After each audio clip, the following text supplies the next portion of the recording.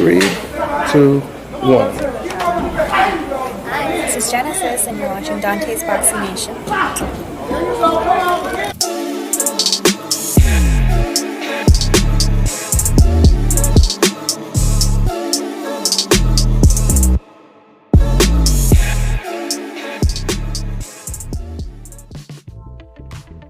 Dante's Boxing Nation, what's going on, guys? So the great Erik Morales has become the next fighter, especially from Mexico, because there's been so many fighters from Mexico criticizing Canelo. But Erik is the next fighter, the latest fighter, I should say, to criticize Canelo Alvarez's resume. He says all he does is fight old fighters past their prime. This is what Morales had to say exactly when he was talking about the Canelo versus Kovalev fight. Quote, "Yes, Canelo is bigger, yes, he's stronger, and the people of Mexico don't know Kovalev. I can say that he is bigger, stronger, and that he is a world champion and has attributes, but Kovalev is already very damaged. Canelo has fought with big names when they are at the end of their career. Shane Mosley was at the end of his career. Miguel Cotto was at the end of his career. Kovalev is at the end of his career. With Gennady Golovkin, he is already far along in years, and Canelo has been waiting for him to deteriorate. This is something that people see." End quote. Now, one more time. This didn't come from me. This didn't come from Boxing Ego. This came from Erik Morales, a Mexican straight from Mexico. And like I told you guys before, we have been hearing multiple Mexican analysts from ESPN Deportes and other Spanish boxing shows. They've all been corroborating the same thing you guys hear me say right here on Dante's Boxing Nation. So the point is, when it's like one or two people saying the same thing, then maybe you'll think that they have the problem. But when you have numbers and numbers of people saying the exact same thing, then that person that they're talking about may be the one with the problem. You heard Erik Morales, he ended that quote by saying, "Everyone can see this." And that's the problem for Canelo. It's gotten to the point to where it's been so blatant what Canelo Alvarez is doing right now that no one can really hide it. They can't hide it. And it's getting harder and harder for Canelo Alvarez to defend his actions. Tonight, Canelo Alvarez is going to be fighting against Sergey Kovalev. And I've already told you, many other people have already told you, including the names I just mentioned, from Erik Morales to Juan Manuel Marquez to Julio Cesar Chavez Sr. and many Mexican sport analysts. They've pretty much all said the same thing about Canelo Alvarez and the chances that Sergey has in this fight. He's past his prime. He's already been knocked out 2 times. He's the weakest link at the light heavyweight division, and that's why I truly believe that Canelo is going to go in there and not only stop Kovalev, but this is going to be one of Canelo Alvarez's easiest fights. And trust me, when I tell you this, I hope that I'm wrong with this prediction, because I would love for this fight to surprise everyone by being competitive. But going back to Canelo Alvarez, you know, I've told you when it came to Oscar De La Hoya. Now Oscar De La Hoya and Canelo Alvarez, you know, Canelo, he says something like, now it's just business, like basically saying they're not friends anymore. He pretty much took some serious shots at Oscar, as I talked about in that video. And I told you guys, I truly believe behind closed doors, Oscar De La Hoya is at odds with Canelo Alvarez because he wants him to step up and fight all of the best fighters at the middleweight division. One thing I forgot to mention was Golovkin's name, because I told you guys in my last video, I truly believe because Oscar was the type of fighter that always fought the best fighters in his division, from Shane Mosley to Ike Corte to Pernell Whitaker to Felix Trinidad. He was fighting all these guys in their primes when they were still undefeated. He wasn't fighting them after they got knocked out once or twice, like he's doing with Kovalev, or like he did with Cotto, with Chavez Jr., with Amir Khan, with Angulo, with Rocky Fielding, and the list just goes on and on and on. Oscar De La Hoya fought a lot of these guys while they were undefeated. So I truly believe Oscar, he wants Canelo to get in the ring with all of them. Golovkin, Andrade, and Jamal Charlo, and even BJ Saunders. But that's not what Canelo Alvarez wants right now, and I truly believe that that's what Oscar De La Hoya is upset with, and because he's upset, that's got Canelo Alvarez upset because he's being criticized. That's what I truly believe is happening behind closed doors right now. You know, I've told you guys on numerous occasions, and not only have I told you, but there's been fans straight from Mexico that have said to me on numerous occasions in my comment section, they've told me, they said, Dante, the Mexican fans in Mexico are the complete opposite of Mexican fans that live in America. And that's exactly what I've seen throughout the years. Because I've been out in Mexico where I've covered fights, and I witnessed something that I've never seen in my entire life. When I first went to Mexico and watched a live fight, I seen a black fighter walk to the ring and actually have Mexican fans cheering for him. Now, don't get me wrong, they were still rooting for their own countrymen, but they were cheering just out of respect. It was when Dwayne Beeman fought out there, and it was some other black fighters actually that fought on that card as well. I had never seen that before. I'm used to going to the Staples Center, the StubHub out there in Carson. I don't know if they still call it the StubHub. I ain't been out there in a while, but I'm used to going there. I'm used to going to Las Vegas fights, and anywhere from LA to Las Vegas, soon as the black fighter comes out, you automatically know that the Mexican fans are going to boo the black fighter no matter who he's fighting against. As long as his opponent is not black, they are booing the black fighter.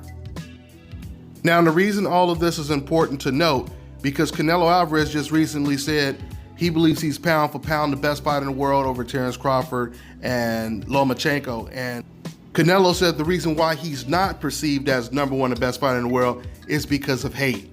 He said, no matter what I do, you know, I'm just gonna have people that's hating on me. And when he said that, there were people in my comment section saying, yeah, let's just be honest, you know, people are just hating on Canelo, just like they hated on Floyd Mayweather. It just never ceases to amaze me how, once again, fans that hated Floyd Mayweather's guts continue to compare a man who they actually love and admire to a guy that they completely despise. Here's how we know that Canelo Alvarez is not being hated on. Because if you're comparing Canelo's situation to Floyd, then that would mean even these Mexican fans, they would be booing him no matter who he gets in the ring with, just like they did with Floyd Mayweather. But you know, if Canelo's getting in the ring, especially if it's against a black opponent, there ain't never gonna be a Mexican in the arena booing Canelo. In fact, if he's going up against a black guy, the Mexican fans, they're gonna cheer even louder for their countrymen, which makes sense. My only point is, this proves that he can't be hated that much. He can't be hated that much. And once again, all of the stuff that Canelo Alvarez is doing, this goes back to the dichotomy of the Mexican fans in Mexico and the Mexican fans that live in America.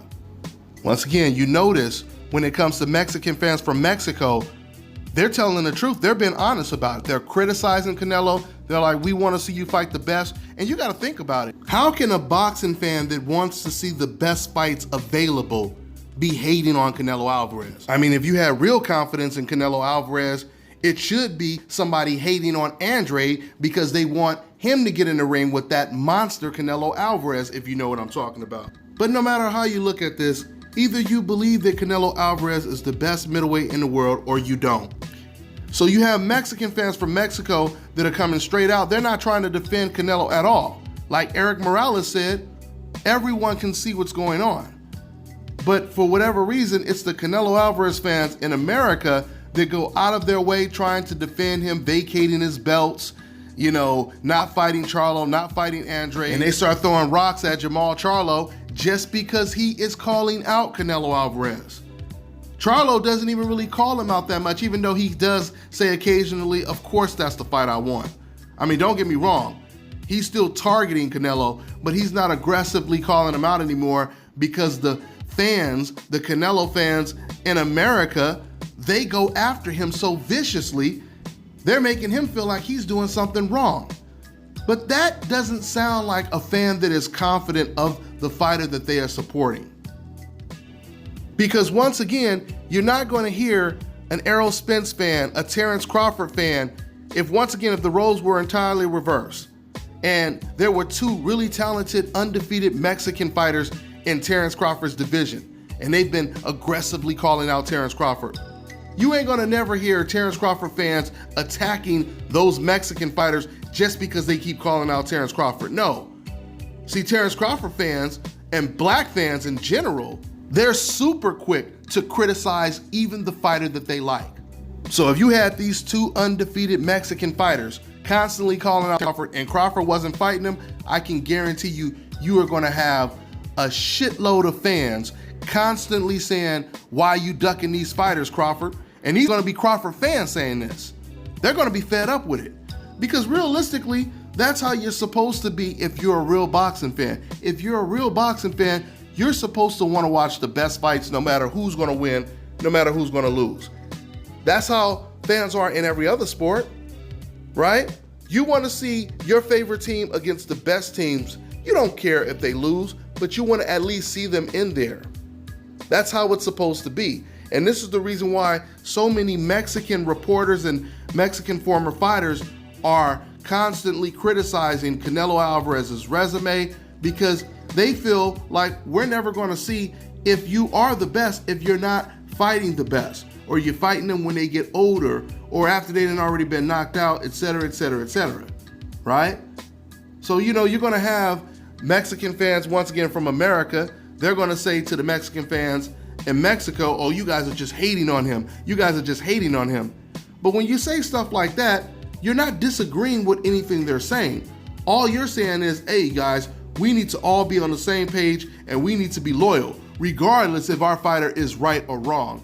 That's exactly what the translation is. When once again these fans in America, Mexican-American fans, they say, oh, that Erik Morales, that Julio Cesar Chavez Sr., that Juan Manuel Marquez, they're just hating. They're just hating. That's what it means. So I'm gonna say the same thing Erik Morales said, but just add a little on top of it. You heard Erik Morales, he said everyone he fights is old, past their prime. He said like Shane Mosley, he mentioned Kovalev. And I've told you guys on numerous videos before, the unfortunate thing about Canelo Alvarez's resume is almost everyone Canelo Alvarez beat, they had either previously been knocked out or they were like in their mid-30s or late 30s. Canelo has, what, over 50 fights now? And it is very rare that he gets in the ring with an undefeated fighter or someone coming off of their biggest win. You know, I always think about something Tim Bradley said when he was in his prime. I remember when Brandon Rios was still undefeated. And Brandon Rios, he had beat Mike Alvarado. And Bob Arum, he tried to feed Mike Alvarado to Tim Bradley, the guy who had just lost. And Tim Bradley, he said, why are you guys trying to give me the guy that lost? I want to fight the guy that won. I want Brandon Rios. He wanted the undefeated Brandon Rios. Not the Brandon Rios that had already been knocked out and had lost about 2 or 3 times. Tim Bradley wanted the undefeated Brandon Rios. He wanted to be the first man to beat Brandon Rios. So the question is, why doesn't Canelo have this mentality? Why isn't he anxious to be the first man to beat Demetrius Andrade, be the first man to beat Jamal Charlo? Because you know there is nothing bigger, there is nothing more impressive than taking a fighter's O. Just like there's nothing more impressive than taking a woman's virginity, knowing that you were the first one that had her before everyone else had her, right? Canelo Alvarez does not have this mentality. He has it every once in a while, but Canelo is more used to waiting until the coast is clear and then coming out. That's what he's doing right now. Canelo, he would prefer that someone else beat a Charlo or an Andrade, and I can guarantee you, especially if one of them get knocked out or get beat real bad, I can guarantee you Canelo is gonna jump to fight them. Matter of fact, I had told you guys after Danny Jacobs looked pretty bad against Darren Yevchenko, at least he looked really vulnerable because the fight was so close it could have went either way. Danny Jacobs, he took a lot of damage in that fight. I told you guys in my post-fight video right after that fight, I would not be surprised if Canelo now goes after Danny Jacobs. And about a month later, the fight was Canelo Alvarez right now, he is in his prime. This is the time where he needs to be fighting the best fighters in his own division or whatever division that he's going to campaign at. You know, there's already been talks that he's going back to 160 after the fight with Kovalev. So once again, this is the time. You know, I mean, if Canelo Alvarez doesn't want people, what he says, hating on him, then he needs to get in the ring with the best fighters in his division. Because I can tell you right now, and as long as I've been watching boxing, there has never been a fighter that I wanted to be protected. Because even if I thought it was a good chance he could lose against this person in particular, I still want to watch it because I want to see if he is as good as I think he is. If he doesn't get in the ring with those guys, then we'll never know, right? So, you know, hopefully either DAZN forces Canelo to get in the ring with the best guys at 160, or Canelo, he decides to get in the ring.